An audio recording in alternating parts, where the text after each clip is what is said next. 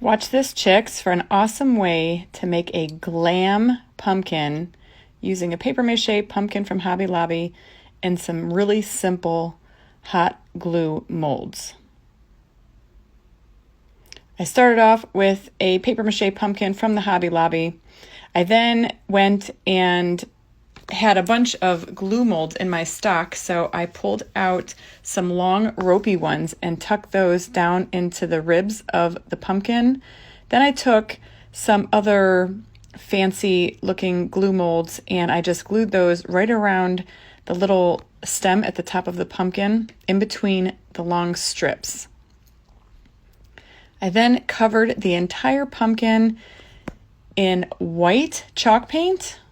And it was a little messy. I should have probably painted that stem last so I could use it to hold on to, but it is what it is, and I got the whole thing covered. I did go over it again with another coat of paint, so 2 coats is definitely required in my opinion.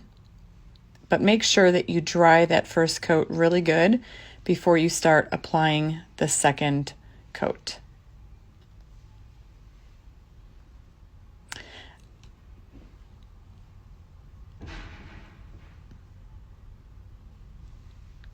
Once I got that paint all dry, I went on the bigger parts of the pumpkin and I added 1-step crackle from Deco Art. And you can't really tell that it crackles until you put a dark finish over it.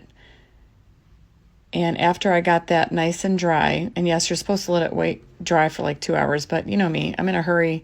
I used my blow dryer, got it nice and dry, and then I went over it with some of my favorite bare wax that you find at the Home Depot in a clear and dark antique mixture. I brushed it on and then I wiped it off with a paper towel and a baby wipe just to get it off a little bit more. And you can really see that it brings out this amazing detail. Who would have ever thought that this was a bunch of glue molds, hot glue molds to boot, on top of this adorable pumpkin. It's starting to remind me of like a Cinderella pumpkin. I went ahead and I painted the stem with some liquid gold leaf that I picked up at the Hobby Lobby, and then I took my favorite antique gold rub and buff and brought out all the detail of those little smaller molds around the top, and then I also went and highlighted the roping.